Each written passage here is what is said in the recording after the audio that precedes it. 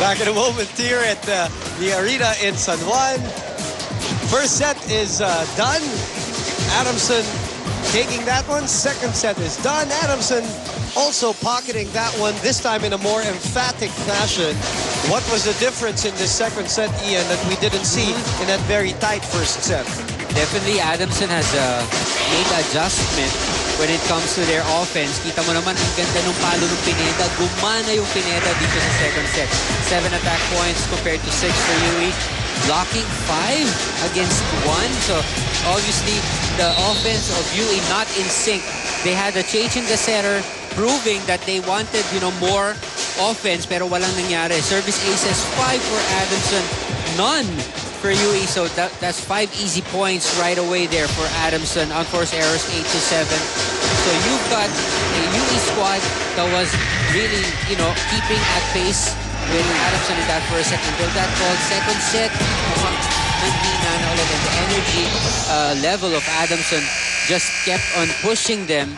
And until wala, hindi na rin nakaabot itong UE. But important to note is that the Adamson defense has been so steady. Kita mo, even the coach of UE, sinasabi, huwag nyo nang basta lang ipasok kasi dadamputin lang yan, masasalo lang yan. Correct. You got to add something, some more power to your hits if you want to earn a point against Adamson. Now, titignan natin dito, ang babantayan natin dito as Pao Soriano attacks there. Kung may laglag ang laro ng Adamson. Kung magkaroon ng konting laylay at mag-relax. Yes. And if UE plays with a little desperation here. That's right. And executes better on offense. Off to a good start. First point. They got their foot ahead. 1-0. Masangkay. Soriano, inalaya, pinabi niya, That's right. Nakita niya may sumabay na dalawa. And she was a bit late on her approach. Malayo pa sa net. Yeah. So, yung safety na lang ang hinahabol niya, pero naabot pa rin ng net. 2-0. 2 serving 0. Let's check in with Bea Coronel from the... let's check in with Victor Lopez, rather, from the team that is up 2-0 here in the match. Vic? Adjust, girls. That's what Coach Mami Dosa said. You have to remember that you can't force all your points by using your strength. You have to adjust and use your plays. Now, if you see opportunities, don't be afraid to adjust the plays if you have the time. And it's all about the timing lang, girls. Aside from a few minor hiccups in that last set, the girls were much more loose and in control. And Mami Dulce told the girls it's all right to make mistakes, basta ibawi nyo lang. Tapusin na natin to sa third set, girls. Buman Ian. I agree. They looked really loose in that second set. Yeah. They played that way, and it reflected in the match. And now they're up to all. Actually, di pa nga natayo si Mami. That's right. In contrast to Coach Boy, who's hardly used his seat. It's Coach Dulce Pante, long-time coach. Piloted her team straight to the finals back then, just lost out to FEU. Let's check into the other side with Bea Coronel. Well, seeing as how the Lady Falcons seem to be seeing as how the Lady Warriors rather seem to be playing Lady Falcon volleyball instead of the other way around, Coach prompted the girls to make the necessary adjustments on the floor. He instructed them to be more careful and more alert, as it would be the little things that would either save them or end their game. And he's very furious at how the girls are losing their energy and will to win. So he told them to deliver stronger and more surely. Pumuntas tayo at pahirapan naman natin sila, girls, said Coach Buman Ian. Sabi nga kung dito sa Adamson loose, doon naman nawala ng gana.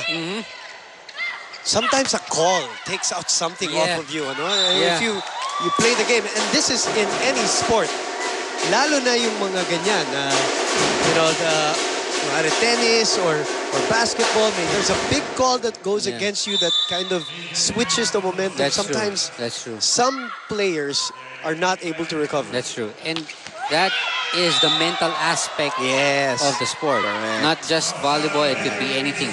Basketball, even golf. If you hit a bad shot, you gotta move away from that. You gotta forget that. Dun sa ulo mo, iba na yung linalaro mong punto pero yung utak mo nandun pa. That's true. Parang yung sayang na moment. Ito. Hindi. With very bad looking service error Something is up with Kite. She's not her usual No, definitely. UAP self. Diba? Buti na lang at medyo meron ng ibang mga napupuntahan na itong UE. Well, Lisette Gawis tried to swipe it off the blockers of Adamson. But again, hindi tinamaan yung block, so it went straight outside. 7 serving 3. Ooh, Oh, that worked. Yep. that's right. Caught with the line. Yeah, with the left hand, with that combination attack. Look at that. She just dropped it, and I think That's definitely on the line. 4 serving 7. From St. Louis College, Sarina Bulan. Oh, sails out. So, for the third straight set, Adamson gets to 8 points first. Back in a moment.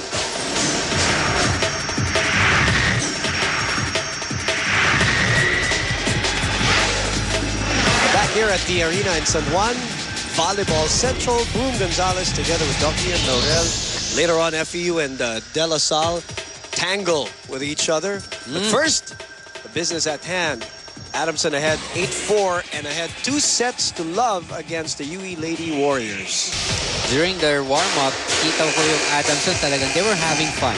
You know, they were so relaxed. They were even parang they have interacting with the crowd, with their fans earlier. They had a cheer that the Adamson players would cheer Oo nga, also. tama. Kala ko nga may nangyayaring iba yeah. Like there was something going on, but apparently that was just between themselves or among themselves. As Mayet Zapanta serves 8 serving 4. Let us not forget, last year, this team made the Final Four. Yes. They may have lost to La Salle, but marami silang pinagdaanan yung bagyo, di ba? Bagyo yung gym nila Yung gym nila, nasira. So they had to play in semento yung pinaglaruan nila. Yung pinagpracticean nila.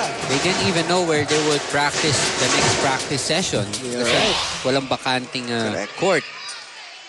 So they want to forget that year. And despite that, again, they still made the Final Four. And they lost Lizzie Angata. Remember, That's right. Isa sa mga pundasyon talaga ng depensa ng Adamson. Really one of the best yeah. liberos we've ever seen in the last, Yeah, sabihin na natin, 5 to 6 years. that's true. Togonon will come in for Mayet at siya yung sinasabi kong pinag-eksperimentohan ni Coach Dulce nung unang Opening laro game. against La Salle. First 2 sets she played. I actually asked Mayet, what's the deal with that? Sabi niya, gusto lang mag-eksperimento ni Coach. Try out different combination. And now they have a little lead. 2 sets to love, 10-4. So upo muna si Mayet. Makatuno. Back to Pineda. Checked at the net. Back set to Kinlog. Kinlog! Laglag. They make it look so easy. Nalaglagan. In that sequence, all the front row attackers had a touch. So, itong si Pineda nakadalawa, itong si Kinlog ang finally got that point for Adamson. So again, credit to ang kapwa setter ni Doc Ian. Hindi naman sa pinapaboran mo. Talagang talagang just giving due. That's right. Oh, look at Pineda. High up from our angle, Doc. Woo. It cannot get better than that. Cross court, going to the corner. Look at the approach, the elevation, and then the put There away. you go. So clean. He was a block. He was a floor defense. Beautiful looking kill. Lebrida puts a little behind that. Tees on with her own version. Togonon saves that one, and it's still alive. Oh, hindi umabot, no? That's right. Net block? That's right. Didn't touch the blockers. Coach Mami applauding the effort of Togonon, who did not give up on that play. Look at her having a ball. And right now, Yui is being clobbered. Siniksik mo pa rin yung play. Ito na nga, blocker na yan ako. Kitang-kita mo na nga eh. Ikaw nga, dito kanina, libre-libre ka na, nagulog ka pa rito. Targetin mo yun, oh. Huwag ka matakot pumalo. Mantras tayo nang tatakot pumalo, lalo hindi tayo pupuntos. Naintindihan? Ikaw, pumili mo. Pumili mo kagat yung blocker. vlogger, hindi kumakagat sa yung vlogger, mababaliwala ka doon. Pilitin mo.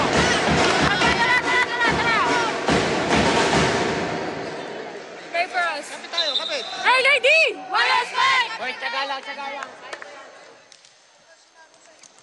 Well, right now, it is a 9-point lead. Imagine, 11-0 yung score nung una do against NU Tumiuhi ng 5th set of all sets. And again, that was a mental thing. No? Going back to that match, that was a mental thing where you saw the faces of National University by the 3rd and 4th set that even if they won that 3rd set, their faces looked like they lost. That's true. As Pineda continues to pounce high up.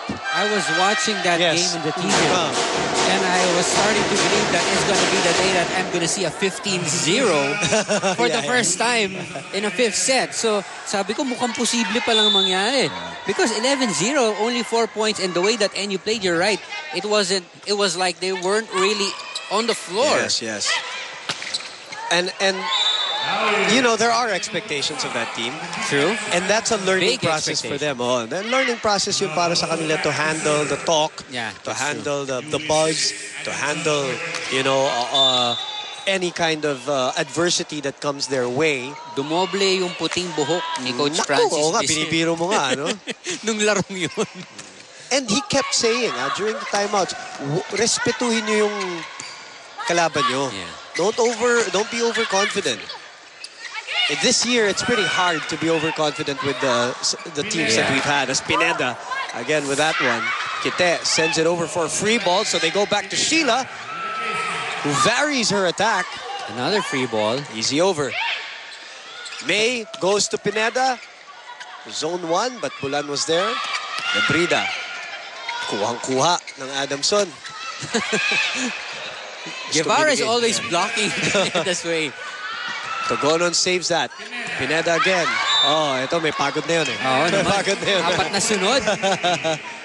And we can give her that.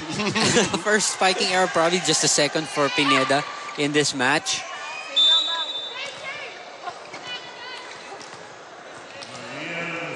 You know, Zapanta was the best player of that last game, as another service error does not help the cause of UE. Paul Soriano marches back in.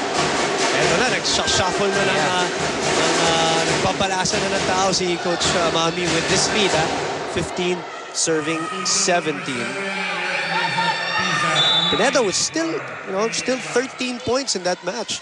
Zapanta was backed up by Soriano, who had 14. Pineda had 13. Kinlog had 13 in that long match against UST. And that's true. Again, a testament to the setter there. Yes. Ayan na naman. Makatuno. Napatukan tuloy. Affectionately, syempre. Affection yun. 16-7. Back in a moment, Adamson lording it over you.